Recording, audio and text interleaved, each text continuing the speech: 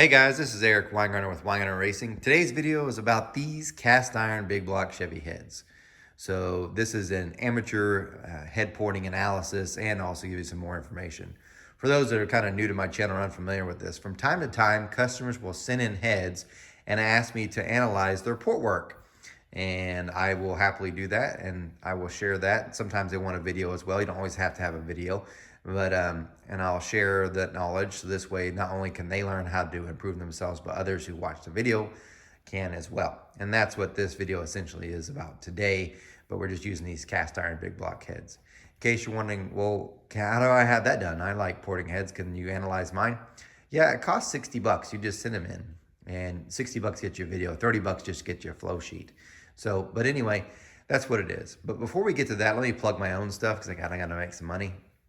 I have a website, wengines.com, and if you go to that website, there's a link to my online store. And if you're into big blocks, which I assume you are since you're watching this video, a couple weeks ago, we had done a dyno test, and I compared a whole bunch of different big block Chevy heads, and they were included the AFR 265, the AFR Enforcer, the Brodix Race Right 294s, the Brodix Race Right 270 ovals, the ProMax 290s, the ProMax 317s, and a whole bunch of different manifolds. Anyway, all that information is in a book, and it's available on my website. Now, it's still pre-order because currently, as I'm filming this, they are printing them. So hopefully they'll call me at the end of the day today, tell me, hey, they're all done, and I can pick them up. And for people that have already pre-ordered, I can ship them out.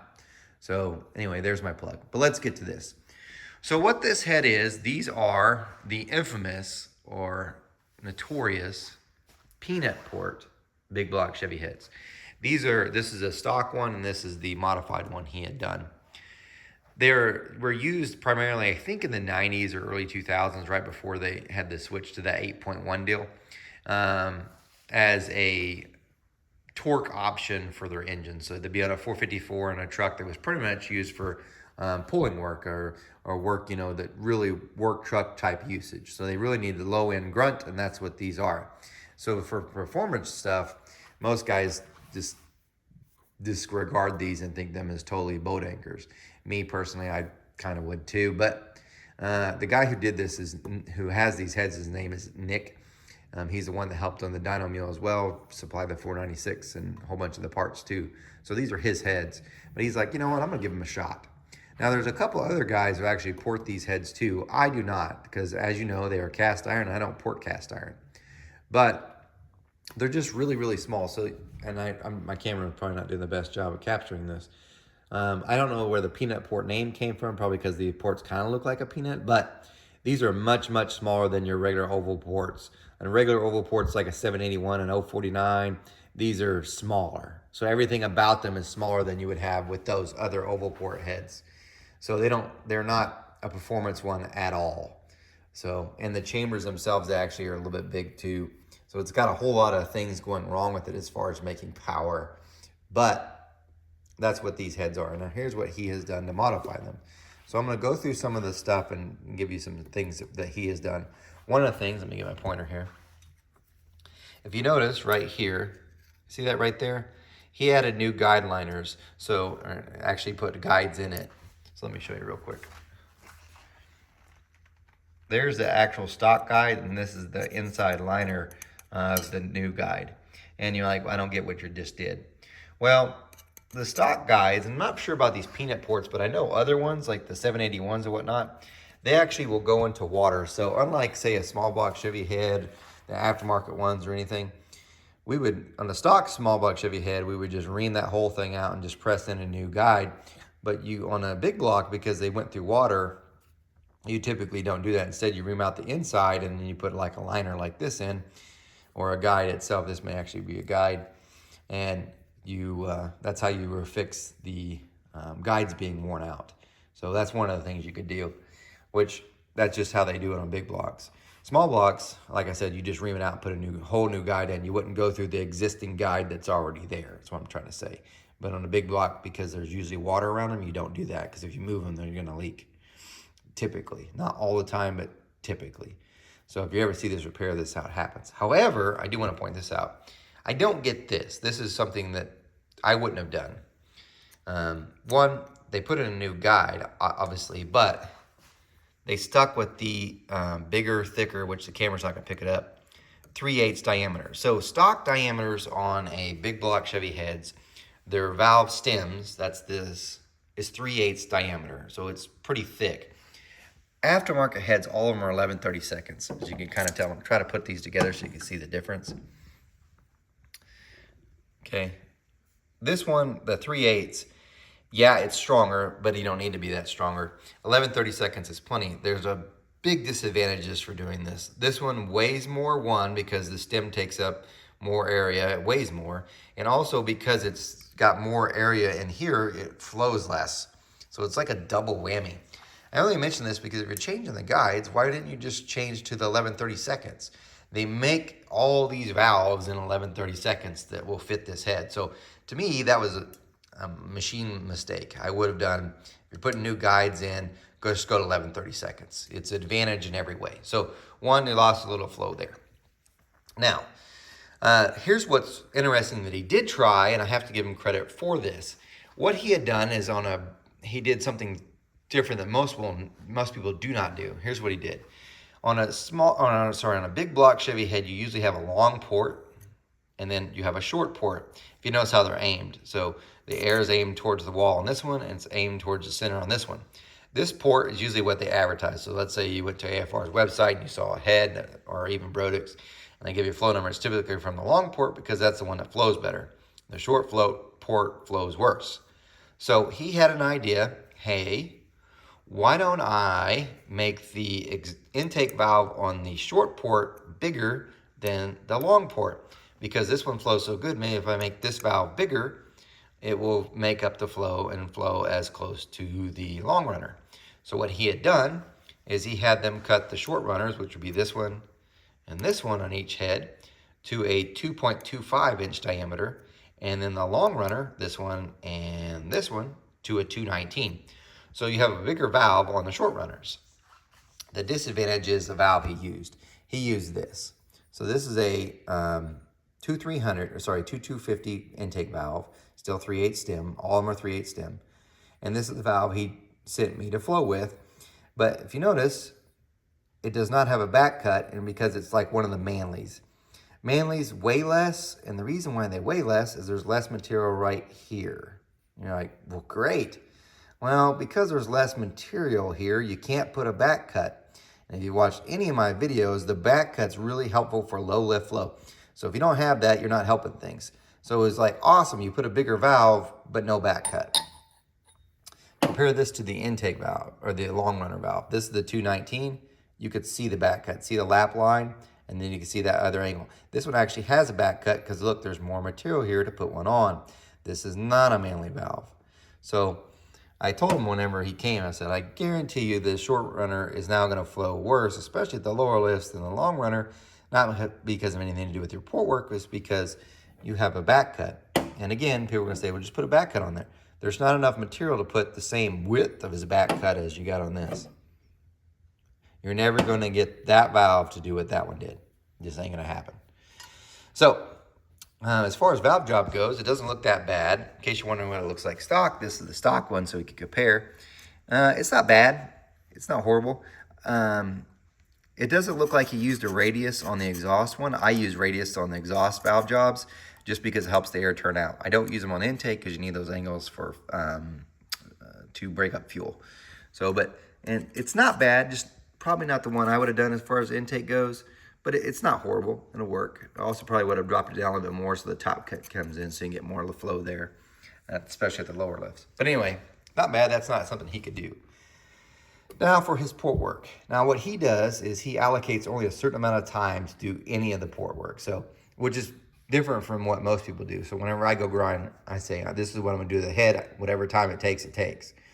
He said, I got an hour, and so I'm going to spin, and whatever I get done in an hour, that's what I'm going to do. So he tries to allocate as much as the time, just 1 hour, I'm going to grind him.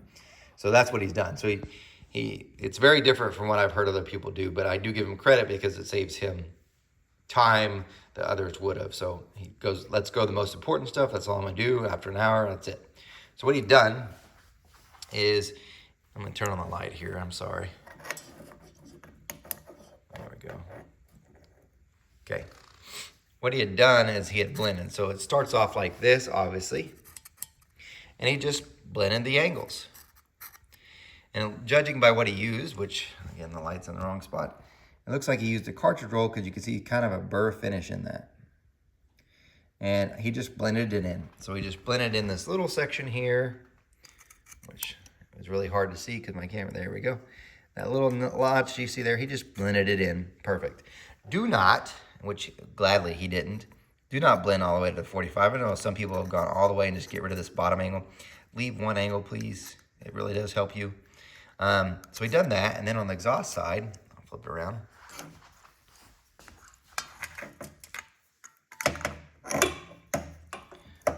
There we go. He had done pretty much the same thing, except for he blended this really nice as well. So that's, he just, all he's done is just blending it. So as far as major port work, not really. But then again, he only allowed a certain amount of time. So that's all he had done was just that, okay?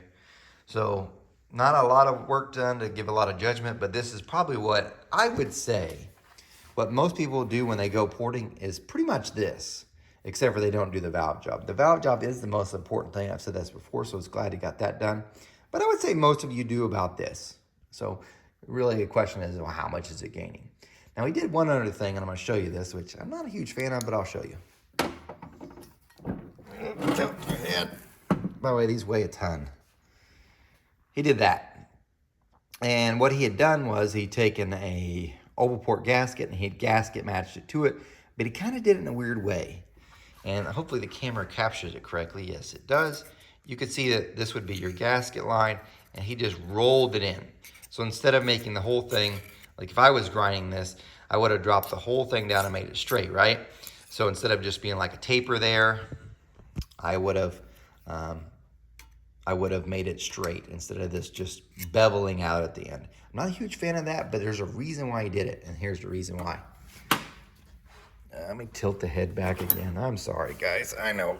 I'm trying to do this one shot. Here's the reason why. There's no material.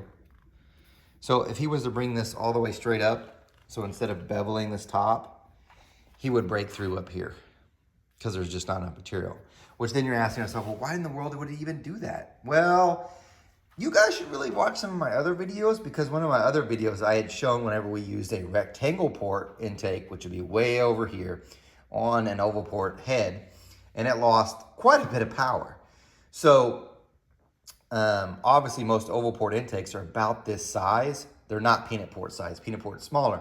So even though this looks goofy, it probably will make more power, even though it's beveled and not ideal, than having this port small like this, and then putting a bigger oval port intake that goes around it over it. That will probably lose more power than that. So yes, it's not perfect, but it's not a perfect situation he could be in anyway.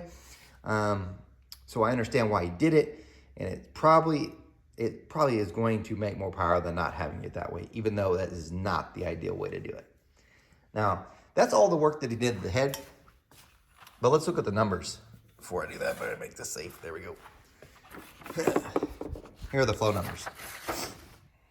Okay, now I'm going to explain this because it's a little bit confusing. I flow on a 4310 bore. My bore is not notched, so it has no notches. And, sorry. There are two runners. They have a long runner. So this is a stock long runner right here, cylinder 1. You need to compare it to cylinder 3 because cylinder 3 is the ported one. Now, I shouldn't say stock.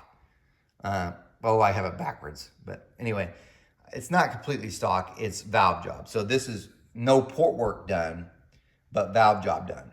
So really what we have here, and I've got it backwards on here, but this is the ported one and this is stock. So, and again, not completely stock because he did change valve job. So it should be his grinding, that little bit of blending compared to no blending. So we have long runner here that's been ported and the stock one. So if we look, it flows about the same at 200 valve lift. He gains about 3 CFM at 3. And then look, he gains quite a bit at 4, which is really good. And at 5, he also gains almost 10. And it's almost 13 there, or 12. And it looks like a whole gain. So he gains about I would say most points about 10 CFM. Not bad. Not bad at all. Now, what about the short runner thing? Well, this is the ported one, and this is stock. Let's see how they could do. He's actually worse at 100, or sorry, at 200, and a little bit better at 3, 5 CFM better at 4, 3 CFM at 5, almost 10 CFM at 6, and it's better from that point on. This one didn't gain near as much. Now, let's see how his theory came that making this valve larger on the short runner does compared to the back cut on the intake. And as you look, comparing the numbers, not having the back cut hurt it a lot, especially down low in the flow range, like 200, 300, 400. When you lost 10 CFM compared to the long runner, that's, you know, quite a bit there at 2 or 3, more than 10 at 4. So, which usually they're really close, about 4, and from 500 on, they get further off the long runner and short runner. So, yeah. Now for the ported exhaust is right here, and this is stock. That little bit of blend work doesn't do anything at 1 and 2. At 3, it's 3 CFM up. It gains a little bit there at 4, but it's a huge gain. With this is monumental. At 900, look, he's gained it's substantial amounts of number. My math in my top of my head is not the greatest, but it looks like he gained almost 30. So, wow, that's really good from just that little bit amount of work and the amount of time invested. So there's some numbers for you on the cast iron heads. As far as raw numbers, just looking at the flow numbers themselves, that's not a lot of flow. Not for a big block. You got to think you're putting these on a 454, 254 CFM. It's just not a bunch. Not for that size of motor. If you were saying on a 350 Chevy, that's, woo, you got some power potential. Which you're still going to make some power. These are, I would say these are easily 500 horsepower capable right now, like 550 or so. So with the work that's been done, which isn't bad because you probably could pick these up from the junkyard for next to nothing. However, they are heavy and not ideal, but it's something. So anyway, there's your little video on these heads. If you got any questions, please put in the comment. Thanks for Nick for letting me do the video on this. Please check out his YouTube page. He's trying to get more views and stuff, and he's a great guy, and I got a lot of great fans and guys that watch his videos anyway. But it's DZ Performance. He's a pretty good cat. But anyway, thanks for watching. If you got questions, put them in the comments. Hopefully I showed it enough. You guys remember, I'm no Superman, and you guys take care.